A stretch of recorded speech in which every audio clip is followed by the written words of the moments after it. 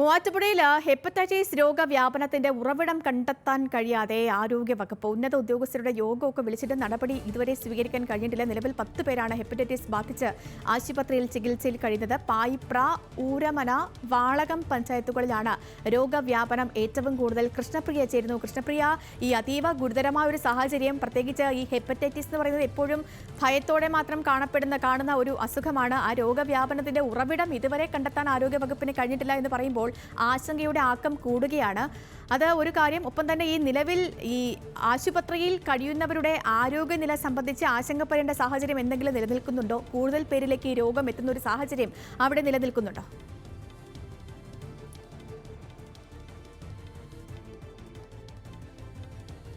മറ്റൊരു കാര്യം, 2 തരത്തിലുള്ള ഹെപ്പറ്റൈറ്റിസ് ആണ്. അതായത് ഹെപ്പറ്റൈറ്റിസ് എ എന്ന് പറയുന്നത് ജലജന്യ രോഗമാണ്, വെള്ളത്തിലൂടെ പകരുന്ന ഒരു രോഗമാണ്.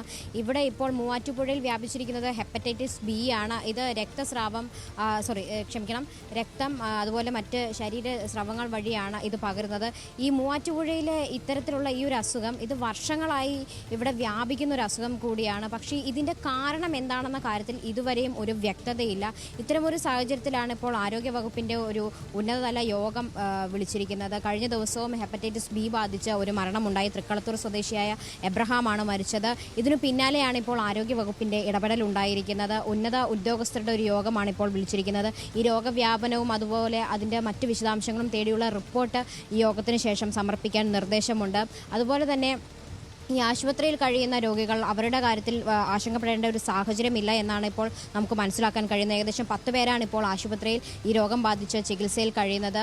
ഈ ആരോഗ്യവകുപ്പിൻ്റെ മറ്റൊരു സ്ഥിരീകരിക്കാത്തൊരു വിലയിരുത്തൽ എന്താണെന്ന് വെച്ച് കഴിഞ്ഞാൽ, ഈ മൂവാറ്റുപുഴ, പായിപ്ര, അതുപോലെ തന്നെ ഊരമന, വാളകം പഞ്ചായത്തുകളിൽ ധാരാളം അതിഥി തൊഴിലാളികൾ ഉള്ള ഒരു സ്ഥലം കൂടിയാണ്. ഇവിടെയുള്ള ബാർബർ ഷോപ്പുകൾ കേന്ദ്രീകരിച്ചൊരു പരിശോധന കൂടി നടത്താൻ ഇവർക്ക് തീരുമാനമുണ്ട്. കാരണം ഇത്തരത്തിൽ ഈ രക്തം അല്ലെങ്കിൽ ശരീരസ്രവങ്ങൾ വഴി ഈ രോഗം പകരുന്ന ഒരു സാഹചര്യത്തിൽ ബാർബർ ഷോപ്പുകൾ കേന്ദ്രീകരിച്ച് അല്ലെങ്കിൽ അവർക്ക് കൂടുതൽ അവബോധം നൽകിക്കൊണ്ടുള്ളൊരു ആരോഗ്യ അല്ലെങ്കിൽ അത്തരത്തിലുള്ളൊരു പ്രവർത്തനമായിരിക്കും ഇനി നടക്കാൻ പോകുന്നത്.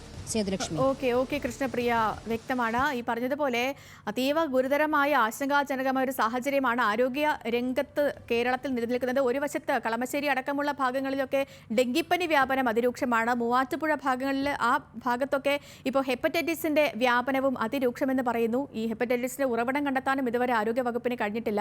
അപ്പോൾ ജനങ്ങൾ എന്താണെങ്കിലും കരുതലോടുകൂടി തന്നെ മുന്നോട്ട് പോകുക. കാരണം ഒരുപാട് രോഗങ്ങൾ നിലനിൽക്കുന്ന ഒരു സമയമാണ്. അപ്പോൾ എന്തെങ്കിലുമൊക്കെ ചെറിയ ലക്ഷണങ്ങൾ കണ്ടാൽ തന്നെ അത് സ്വയം ചികിത്സയ്ക്ക് മുതിരാതെ ആശുപത്രിയിലൊക്കെ പോവുക, അതിനുള്ള മെഡിസിനൊക്കെ സ്വീകരിക്കുക. കാരണം ഒട്ടും നല്ലതല്ലാത്തൊരു ആരോഗ്യ സാഹചര്യമാണ് നിലനിൽക്കുന്നത്.